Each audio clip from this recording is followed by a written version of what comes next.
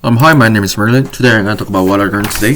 So actually, I was really hard to understand the bootloader concept. Like, there was some kind of vocab that talks about related to the bootloader, and so I read this document and this research paper, and it was really this enhanced my insight. So I'm just gonna talk about the key thing. As you guys know, bootloader is first program start running after BIOS. Just yesterday we just talked about that. Like there's BIOS and BIOS and bootloader. So bootloader is the first program that starts running after BIOS, and the interest. And I think this is really important. So yesterday I just talked about the other research paper that I read, which is design a bootloader for operating system, and also it talks about the bootloader resides in first sector of primary partition, and the size is restricted to the 500 terabytes. So I think that is really important, and also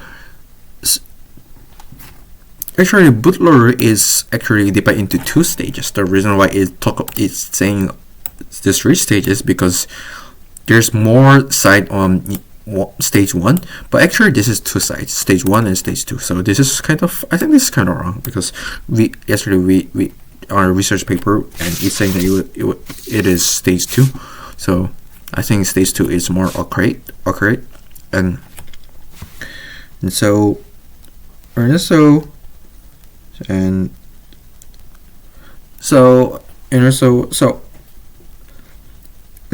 bootloader is actually basically it load the kernel or operating system in the memory, right? And so it's like it finds the operating system in some kind of specific memory and it initiates it. So that is how bootloader works, because operating system is also it's also a software, so we have to initiate it, and that the one who initiated is the bootloader. So and here operating system, it uses file system, and it just use file system and finds the code of it and execute it.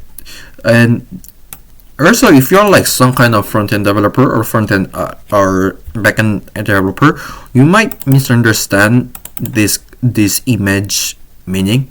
It's not kind of Docker image. It is just it's just like it's just like binary file that are ready to execute.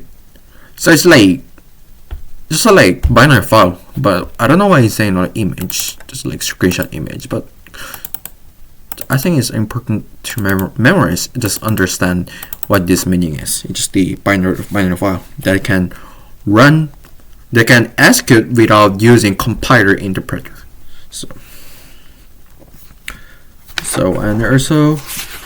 And after this, hold on. So I read through this research paper quickly. Yeah, not quickly. Quickly. And the first page it was very interesting, but second page or third page, the second page it was kind of unnecessary thing. It just talks about like unrelated to the making operating system. Our goal is making operating system using Rust, right? Well, so I just kept reading this part, and I just read this part, like here. So and this is it. So actually, these are just talk about how dynamic bootloader is and how it performs it. And so this part is just crucial thing.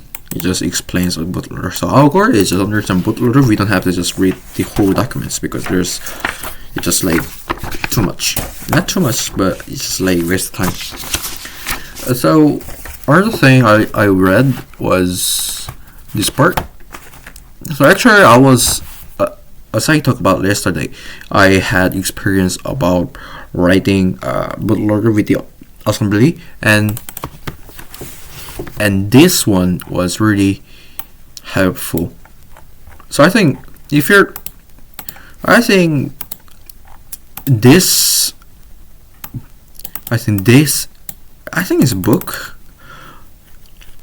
but it only has really short page, and really and concise, and there's only like compact and powerful and short paragraph, because other book has like 600 or 1000 page, but this one is really one is really nice. So actually, because I really had a hard time on the kind of understand the kind of operating system concept, because I just know I literally have zero experience of studying operating system. So this is my first time. So register is just like a small memory inside the processor chip here. So that means it's fast.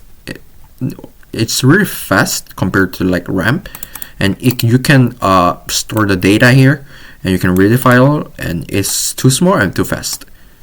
So it provides multiple register, and in x86 there are two types of register, and general purpose and special purpose. The general purpose, you can just store it normally and anything, but special purpose is like based on the environment, architecture, or some kind of purpose. So and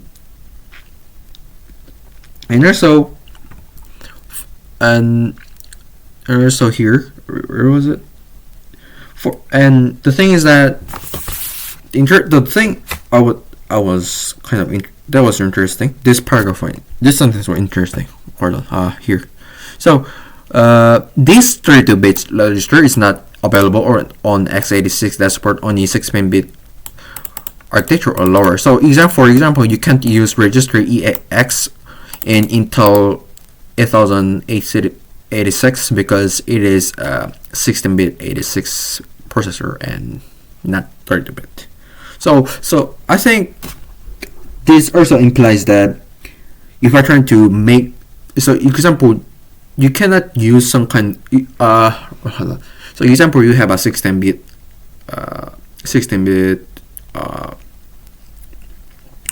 laptop. So example, Raspberry Pi, I think they use 16-bit. So you cannot use Linux, modern Linux 624 that only support 32-bit and 64-bit or 32-bit. If there's like so it's kind of hard. It's really impossible to, what I believe it is, it's kind of hard to put Linux or some kind of modern operating system on the Raspberry Pi because of this compatibility. So, and also this also means that if my bootloader code relies on the some x86, like if I'm using like register EAX or some kind of EBX or ECX, that's kind of be hard to use on the 16-bit. Oh, but wait a minute. Yeah, I see it. So I think it's not recommended to use kind of EX, EBX, or ECX. But wait a minute. I think we are forced to use 16-bit real mode when we are using bootloader. But anyway, so and the thing I really like reading this book, and it visualize this part. So AX, BX, CX, DX is the one who is a register on the 16-bit, but EAX is like 32-bit. So here it's like in this part. So you can store this part, but EAX include AX. So E means the extended. So that's it. So but tomorrow I'm just gonna read this part. I'm just gonna read also this part, like what is Plotter and what is like hard disk and how does it work. But because like here it's like when I'm trying to read some kind of blog how to make a operating system using Rust. It talks about like hard disk and kind of composite structure, and I think it is kind of necessary to understand the basic thing. Where is the here this part? So yeah. So this is it, and I think tomorrow I'm just gonna read this here, and also I kind of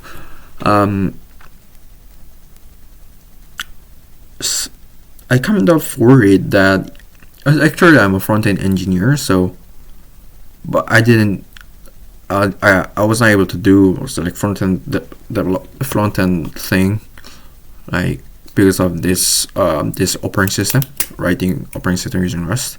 So I think I have to consider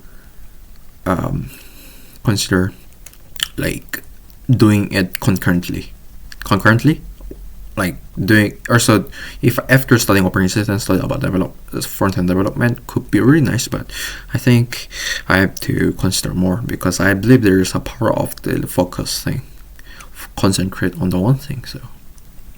So this is it. Bye bye.